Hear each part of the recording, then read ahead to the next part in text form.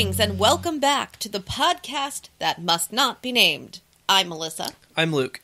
And we are here discussing Harry Potter and the Chamber of Secrets, chapter number 5, The Whomping Willow. This chapter was 21 pages long and is 6.16% of the entire book. Luke, take it away on your executive summary.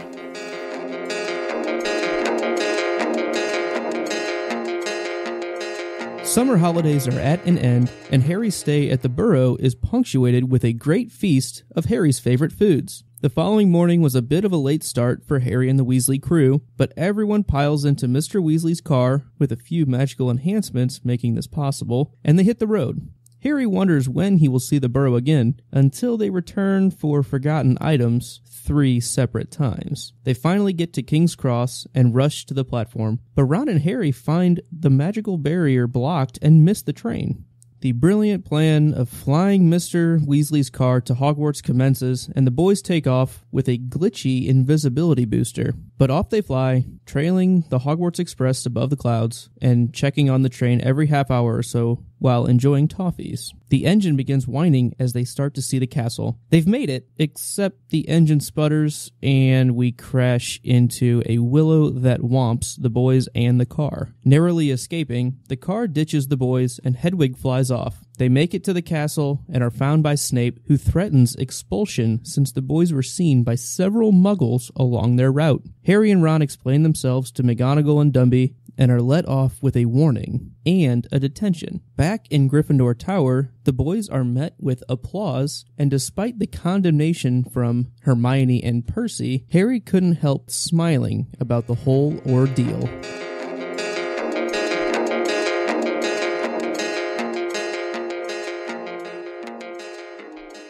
We had several characters introduced in this particular chapter, the first of which is the car. The Ford Anglia. Anglia. I always say Angelica because it just starts that way, and in my brain that's what it is. But the Ford Anglia, which before was just a car, a traveling location, if you will, but is now a sentient being-ish. I would say almost a fully fledged character by the end of this chapter. Who is taking on its own personality and kicking those boys out to the curb. It's taking the initiative. Well, somebody has to in that situation. The Whomping Willow, another sentient-ish nearly being, sentient, sort of. The tree that hits you back. Mentioned in this chapter are a few flying car spotting muggles, Mrs. Hetty Bayliss, and Mr. Angus Fleet. Of Peebles. He's from Peebles. Some location introductions is the traveling location above the Hogwarts Express in the flying car, where we fly over several places. Mm-hmm. And Snape's office. Yeah, first time in Snape's office. Yes. A few of the magicabulary that we run into is Section 19 or something of the restriction thingy that Ron sort of refers to when they talk about using magic in extreme circumstances. Mm-hmm. The vocabulary term apparate, to disappear and reappear somewhere else, as Ron explains it to Harry. And the Evening Prophet, which is the evening edition of the Daily Prophet. All right, the chapter illustration looks like the Whomping Willow with the Ford Anglia in it, and it's smoking. And looks like the tree kind of has it all tangled up. Get ready to suplex it. So typically when I read, I'm so driven to figure out what's going on in the story, I sort of bypass and gloss over the illustrations. I don't pay much attention to them. But if you look at this illustration, not only is it introducing a character, I mean, really two characters, the car and the tree, but the last several chapters we've gotten pictures of people. We got Gilderoy Lockhart, we got one of Dobby. This really that's a plot point. Yeah. Right there. All you have to do is look at the picture and you know exactly what's going to happen in this chapter. Car versus tree. Yep. And I think tree wins. Tree wins, hands down. Although car wins in different ways. The car comes in a decided second, with Harry and Ron coming in last. All right. So Luke, what were some of your thoughts? Since I did the summary, I didn't have a ton of notes here, but but the disappointment of Dumbledore is the worst. Oh, I mean, so bad. There are definitely times where you'd rather be shouted at than have someone you respect be disappointed in you. It just cuts you to the core, doesn't it? My note on that is telling Dumbledore is so much harder than telling anyone else. It's kind of like disappointing the Pope. Yeah, I guess. You know what I mean? Or somebody like that. Like whatever, you get in trouble with your teacher, or whatever, you get in trouble with your mom, but it's like, the favorite aunt who's now upset with you, and, oh no, I've never upset her before, or something. Like somebody I feel like Dad pulled the disappointment card growing up. I'm not mad. Just disappointed. Mom does that better now. Okay. She does that really, really well now, especially with, like, the grandkids. She's really good at, like I know my son was giving me a hard time, and she sat him down and was like, don't you treat my baby that way. I'm so sad that you're doing that. And Leo was like, what? Yeah. You're an adult. You can't be sad. Is that a thing?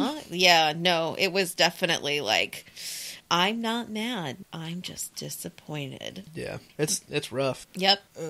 But yeah, it's like the grandma being upset with you instead of mom. Like, okay, the mom's gonna be mad at you, but grandma? Oh no. Yep. So my next note is right after the tree throws the car and the boys get thrown out of the car by the car, and it says, highlight where. The car, however, had reached the end of its tether. With two sharp clunks, the doors flew open and Harry felt his seat tip sideways. Next thing he knew, he was sprawled on the damp ground. Loud thuds told him that the car was ejecting their luggage from the trunk. Hedwig's cage flew through the air and burst open. She rose out of it with an angry screech and sped off toward the castle without a backwards look. Then, dented, scratched, and steaming, the car rumbled off into the darkness, its rear lights blazing angrily. It's so much emotion from that car. And the bird. And the bird. I mean, yeah, like you screwed up so bad, inanimate objects are mad at you. Yeah, I think they deserved it. I agree. I mean, this was rough. Yeah, I mean, come on, guys. Right? Yeah, it's just rough. It's really bad. Really, really bad. Whenever they hit the invisibility button in the car, it says... So, right when they start flying, or right before they start flying, they decide that they're going to use the invisibility charm that the car has. And it says, Ron pressed a tiny silver button on the dashboard. The car around them vanished, and so did they. Harry could feel the seat vibrating beneath them, hear the engine, feel his hands on his knees and his glasses on his nose. But for all he could see, he had become a pair of eyeballs floating a few feet above the ground in a dingy street full of parked cars. Do you think his eyeballs were really floating there? Or did they actually go invisible too? I think they went invisible too, but you can't see your own eyeballs. Yeah, but I don't know. What do you think about the car having such effective invisibility? It's a really good charm. It's a really strong charm, I'd say. Mm-hmm. And the fact that it can happen on the button, although it didn't really work. But yeah, and I mean, Harry should be kind of used to becoming invisible. Mm-hmm. I mean, he's pretty familiar with that. But I don't know. Any thoughts of the car's abilities here?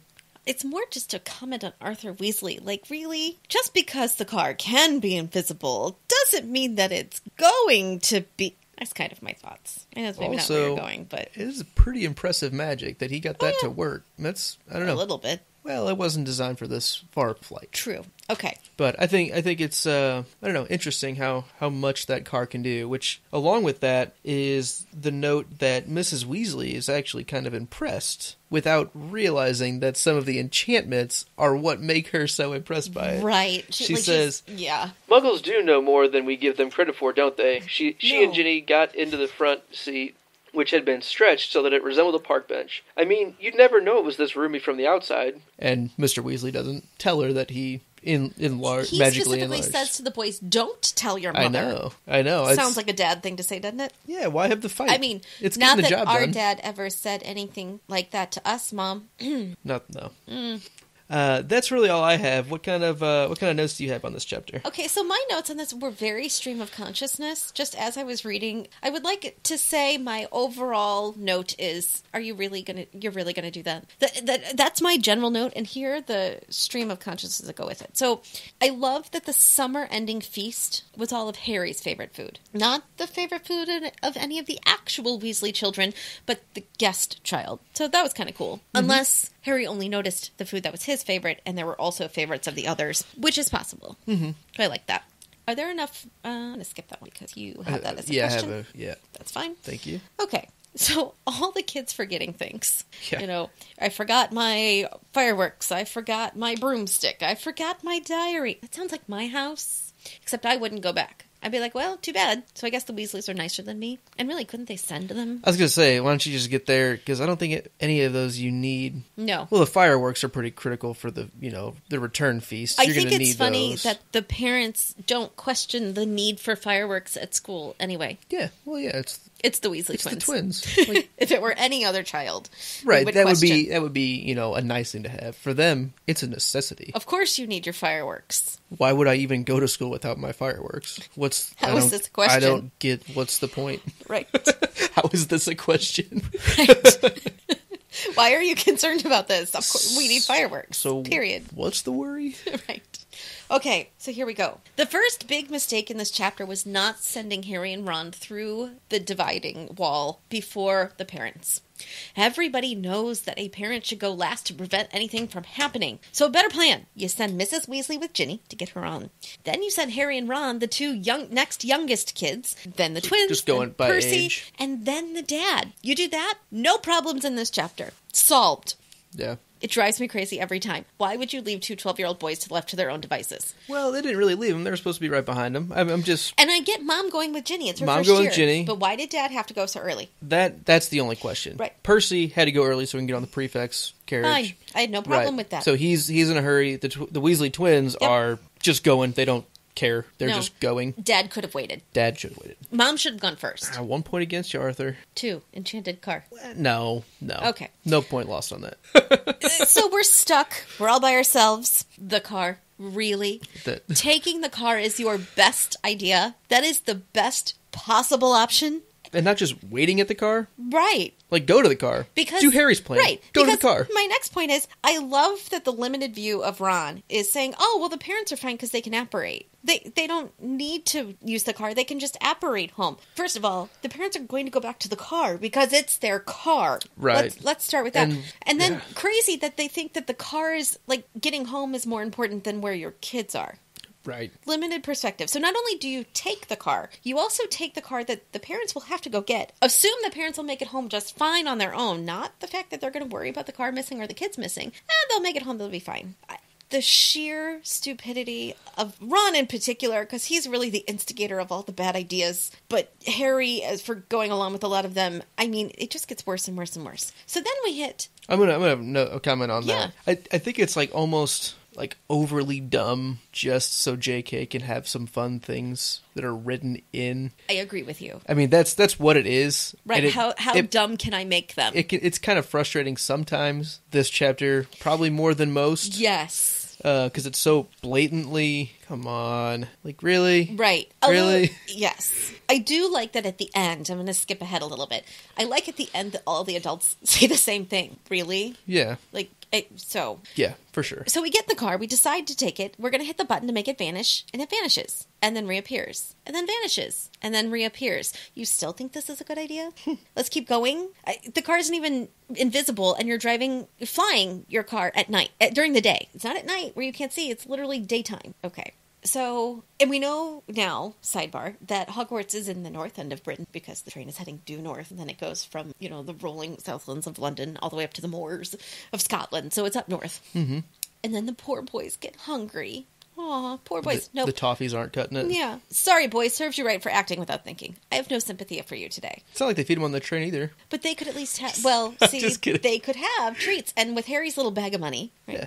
Can a car get tired? Sure. Because by the end, Ron's like, come on, just a little farther. You can do it. And the car is like wearing out. And I'm like, I feel bad for the car. Oh, yeah. It's abused. Very abused. Getting by overused. young boys who don't know how to use it. Yep. I can only imagine the thoughts going through Hedwig's brain about these two crazy boys that she is trapped in a car with as it crashes.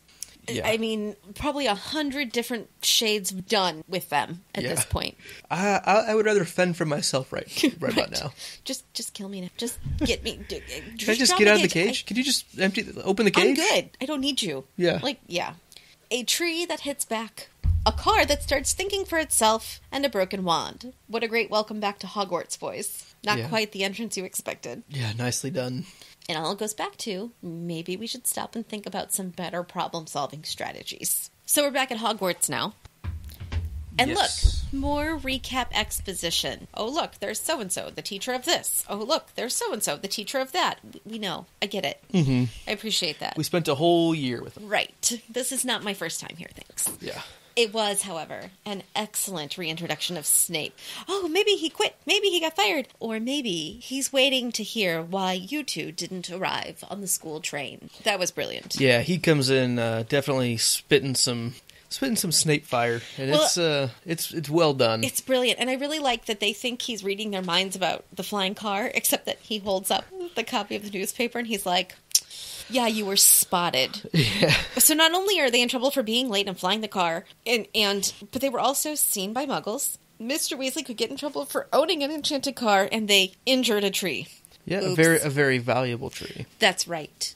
I really like after they get in all kinds of trouble and are talked to by the teachers and they can't go to the feast, that, a letter will be sent home to your parents. And Harry's like, whatever. The Dursleys will just be sad that the tree didn't squash me. It's cool. I'm not worried about it. Right. Like, he really has, and thank goodness he's typically a good kid, because imagine a kid who likes causing mayhem with, parents or whatever at home that were like the Dursleys. Man, he'd be hard to control. Yeah. Yeah. Yeah, I could see that being an issue. Yeah. And my last thought is I think it's funny that all the kids in Gryffindor Tower thought that what they did was so cool, except Hermione, who won't speak to them. And Percy. Well, true. We don't Yes. think he seems like he's coming over to reprimand them, but and that's likely what he's Yes. going to do. Oh, I probably would too if that was my younger sibling. They'd be in big trouble. All right, Luke, let's get into your 5 burning questions.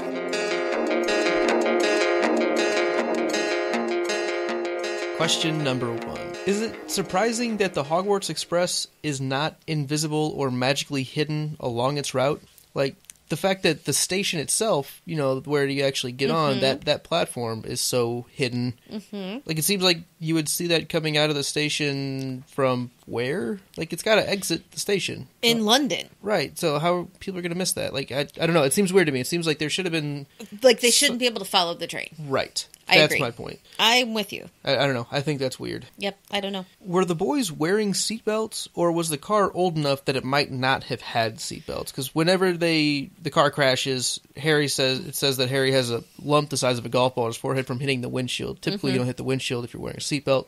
So is that them being irresponsible, or is the car old enough that it doesn't have them? Well, Which is possible. I had a similar thought just when they took the car in the first place with all those people in it. Were there enough seatbelts? I'm going to assume, we know this is like 1993-ish, 92-ish, somewhere in there. And if the car is even 10 years older than that, no. Seatbelts weren't necessarily likely standard. wouldn't have had them. Right. And that's a 10-year-old car. I'm assuming this car is maybe Might be. 20. So we're talking a 1970 Ford Anglia. Did I say it right? That time? Anglia. Anglia, 1970 Ford Anglia. Like, it probably doesn't. Right. That's kind of what I was thinking, because at first I was like, well... And even if it did, Ron wouldn't necessarily know to buckle up. Yeah, really, it would just be Harry that's had experience in a Right. car. Right. And it didn't say anything about him buckling in book 1. So I'm going to go with no, probably not. Yeah, I agree. Okay. Is Ron really worried about his dad killing him because he lost the car? I mean, that's the thing he's worried about, not the fact that he stole the car and wasn't thinking and didn't tell his parents. Like, come, it's just like the whole chapter is Dumb kind of silly. boys. And that's not stereotypical. I'm telling you, those two were dumb. This was a very, very dumb thing. Oh my gosh. Like, there is not one choice that they make that works for them.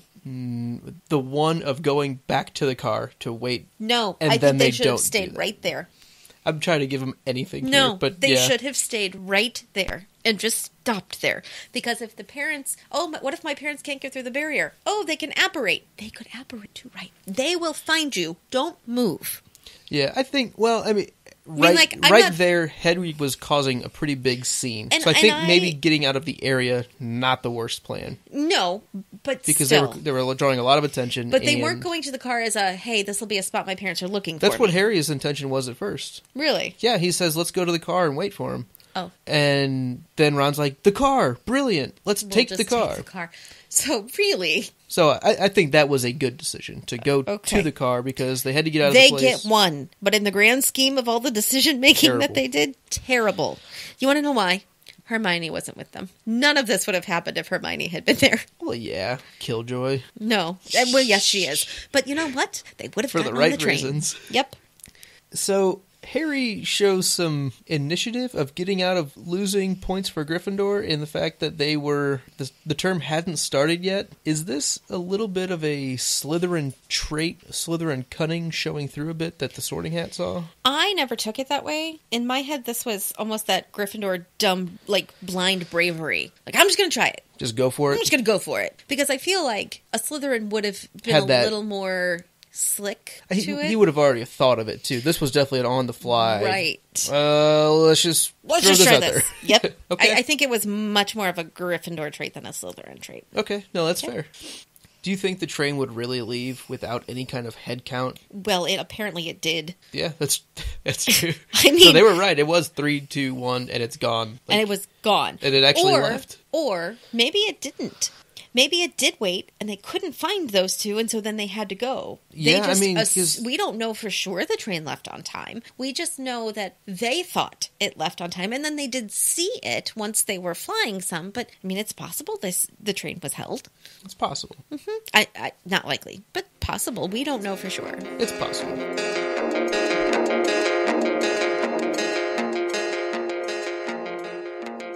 Hey, guess what? You're listening to a podcast. That means you probably like listening to content through your earbuds. Let us give you a free audiobook from audible.com so that you can listen along to the book that we're going through right now, Harry Potter and the Chamber of Secrets. To do so, go to www.thepodcastthat.com/support us and use our special Audible affiliate link to start your free 30-day trial today.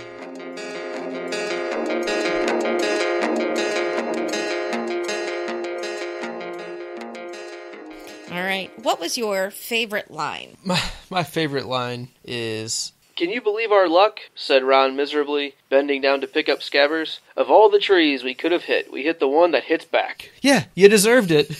I think it's funny that Scabbers survived that whole ordeal. Yeah, I think that's the only mention of him, really, the whole chapter. It's just, oh, well, he also got thrown. It's a good add-in. Hits back. Yeah, that's so funny. All right, how about you? This is McGonagall. Why didn't you send us a letter by owl? I believe you have an owl, Professor McGonagall said coolly to Harry. Harry gaped at her. How she said it, that seemed the obvious thing to have done.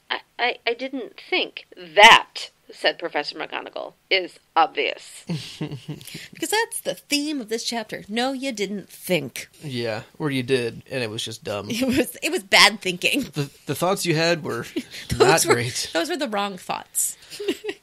So, my chapter MVP, and this is going to be a first, I think, is actually the Ford Anglia. It got put in a tough spot, and at the end of the day, it took care of business and threw those schmucks out of the car.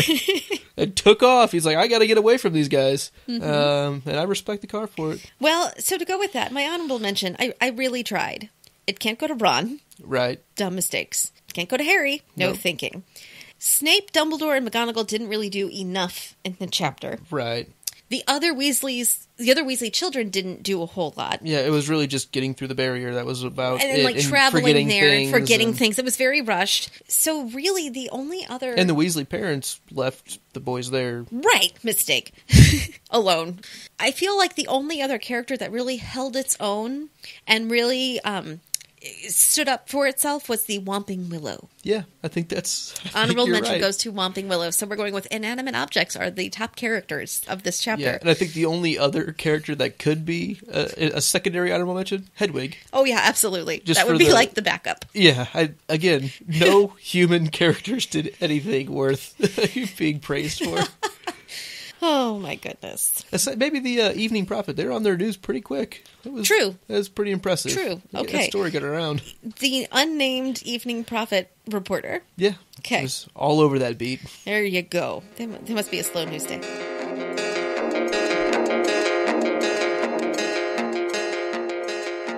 Ladies and gentlemen, we appreciate you hanging with us for Chapter 5. As always, please contact us in a variety of ways. You can find us on Twitter at NotNamedPodcast. You can find us online at thepodcastthat.com. You can find us on iTunes, where you can subscribe, rate, and review our podcast. Or you can email us at thepodcastthatmustnotbenamed@gmail.com. Join us next week as we hit our 5-chap recap 5-chap episode. recap. Where we're talking about the first 5 chapters of this book. We will have a visit with our first-time listener, or first-time reader, as we introduce him to the Chamber of Secrets. And we will hit our unrestricted section. If you choose to skip our 5-chap recap and not have and maintain a spoiler-free read-along, you can join us in 2 weeks for Chapter 6. Gilderoy Lockhart. Stay imaginary, folks.